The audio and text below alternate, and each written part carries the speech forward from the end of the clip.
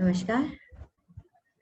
अब हम जिस कार्ड के को पढ़ेंगे उसे हम 5 ऑफ वैंड्स कहते हैं। हमेशा की तरह हम स्टार्ट करेंगे पिक्चर के को देखकर उसको उस नमस्कार। आज के इस वीडियो में हम बात करेंगे 5 ऑफ वैंड्स की। तो चलिए स्टार्ट करते हैं। सबसे पहले पिक्चर को कैसे इंटरप्रिटेशन करनी है और वो हमें क्या क्या बताती है इसके बारे में हम बात करते हैं और फिर इसको डिटेल में बात करेंगे। पिक्चर आपके सामने आपके स्क्रीन पे है। आप लोग देख सकते हो कि इसमें 4-5 लोग हैं जो सारे लड़ाई कर रहे हैं। सबके हाथ में एक एक वैंड है। कोई भी एक दूसरे की तरफ नहीं देख रहा and everyone is trying to win the battle. सब एक दूसरे से लड़ भी रहे हैं पर एक सबका फोकस अलग अलग जगह पर है। कोई भी एक दूसरे की तरफ नहीं देख रहा, अलग अलग तरफ से देख रहे हैं, पर ऐसा लग रहा है कि सभी इस लड़ाई को जीतना चाहते हैं। ये कार्ड एक्चुअली रिप्रेजेंट करता है डॉग फाइट को। No one is listening to anyone, each one is in their own ego. सब अपनी अपनी ईगो में है। They all are trying to win the battle. ये कार्ड क्या रिप्रेजेंट करता है? जब हम इस कार्ड के बारे में बात करते हैं कि 5 ऑफ वैंड्स क्या रिप्रेजेंट करता है, तो 5 ऑफ वैंड जो है जब भी आपकी रीडिंग में आता है तो ये हमेशा चेंज को रिप्रेजेंट करता है। चेंज के साथ साथ ये इंस्टेबिलिटी को रिप्रेजेंट करता है। समटाइम्स ये ग्रीफ या लॉस को भी रिप्रेजेंट करता है। और इन सारे चीजों के रिप्रेजेंटेशन के साथ साथ हम ये भी मान सकते हैं कि ये लाइफ में टर्निंग पॉइंट या टर्निंग मूवमेंट को रिप्रेजेंट करता है। और साथ साथ स्ट्रगल को भी रिप्रेजेंट करता है। तो आई एम रिपीटिंग अगेन, ये कार्ड आपकी लाइफ में चेंज को रिप्रेजेंट कर सकता है, इंस्टेबिलिटी को रिप्रेजेंट कर सकता है, ग्रीफ या लॉस को रिप्रेजेंट कर सकता है, लाइफ चेंजिंग मूवमेंट के बारे में बात कर सकता है, या आपके लाइफ में आने वाले स्ट्रगल्स के बारे में ये बात कर सकता है। जब भी 5 ऑफ वैंड्स आता है तो थोड़ी सी नेगेटिविटी अपने साथ लेके आता है, क्योंकि वो स्ट्रगल की बात करता है, इंस्टेबिलिटी की बात करता है, समटाइम्स ग्रीफ और सॉल्व की भी बात करता है। पर नॉट टू वरी, कि ऐसा नहीं है कि अगर आपकी रीडिंग में 5 ऑफ वैंड्स आ गया है तो अब सब कुछ खराब होने वाला है। बिल्कुल नहीं, no worries at all, because world is not going to an end. जब भी कोई स्ट्रगल आता है उसके बाद हमेशा हमें सक्सेस मिलती है। कभी अगर हमारी लाइफ में ग्रीफ एंड लॉस आता है तो उसके आगे हैप्पीनेस होती है। इंस्टेबिलिटी आज है, कल स्टेबिलिटी भी जरूर होगी। जनरली इसको हम ऐसे भी कह सकते हैं कि ये आपको कई बार रीडिंग में ये बताता है कि जिसके लिए हम रीडिंग कर रहे हैं उसकी लाइफ में एक साथ बहुत सारे एजेंडाज हैं, बहुत सारे एरिया ऑफ लाइफ है जिसे उसको ठीक करना है या एक साथ लेके चलना है। But right now he is not able to focus on all these areas. Like हो सकता है कि उसकी फैमिली में भी इशू हो सकता है उसकी जॉब भी बहुत डिमांडिंग हो सकता है उसे अपनी फैमिली के साथ साथ फ्रेंड्स सर्कल में भी बहुत ज्यादा टाइम देना पड़ रहा हो। तो there are many focus point या मेनी एजेंडाज इन हीज और हर लाइफ जो कि उसे अनफोकस्ड कर रहा है। वो किसी भी एक चीज पे कंसंट्रेशन नहीं कर पा रहा है। या कई बार ऐसा होता है कि बहुत सारे लोग बहुत तरह तरह की बातें कर रहे हैं या बहुत सारे बातें आपके माइंड में चल रही हैं, ये इसको भी रिप्रेजेंट करता है। और बिजनेस और करियर के बारे में जब भी ये कार्ड आता है तो ये कंपटीशन को रिप्रेजेंट करता है कि there is so much competition around.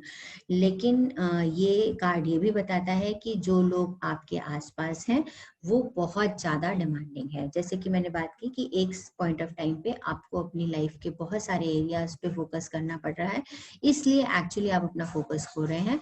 और जिन एरियाज, जो भी लोग आपके आसपास हैं, पीपल्स जो आपके सराउंडिंग्स में है, वो बहुत डिमांडिंग है, इसलिए भी आप काफी हद तक अनफोकस दिखाई दे रहे हो।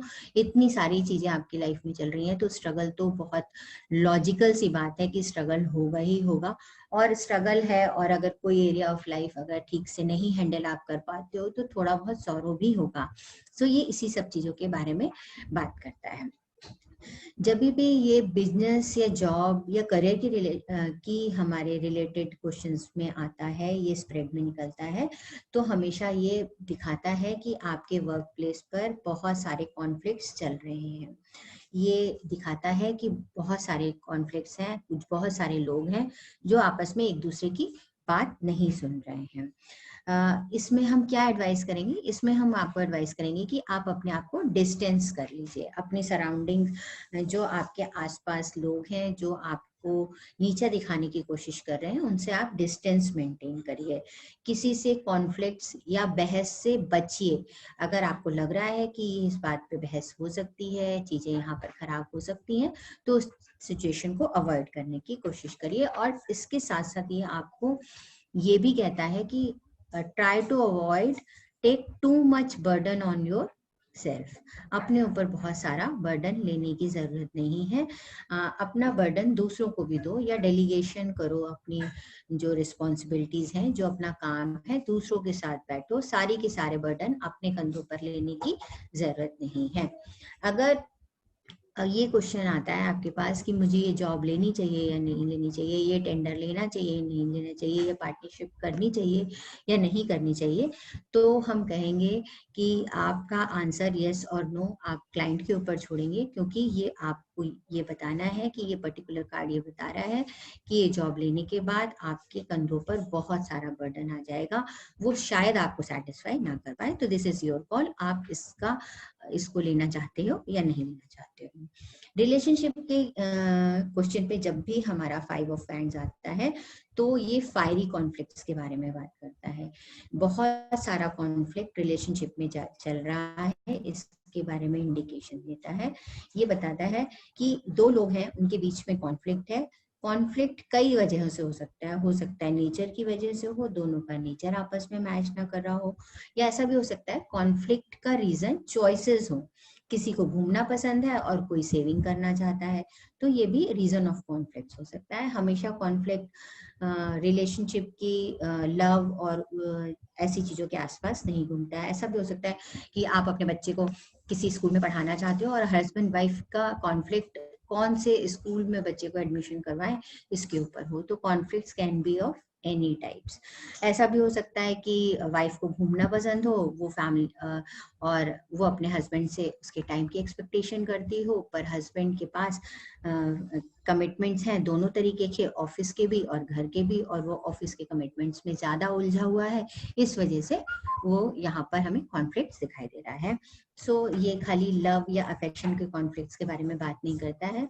जब अगर आप किसी बात पे डिसीजन नहीं ले पाते हो, दो लोगों की अलग अलग चॉइसेस होती हैं और उसके वजह से आपका डिसीजन नहीं हो पाता है, तो इस तरह के कॉन्फ्लिक्ट्स के बारे में ये रिलेशनशिप में बात करता है। बहुत मेजर नेगेटिविटी नहीं दिखाता है।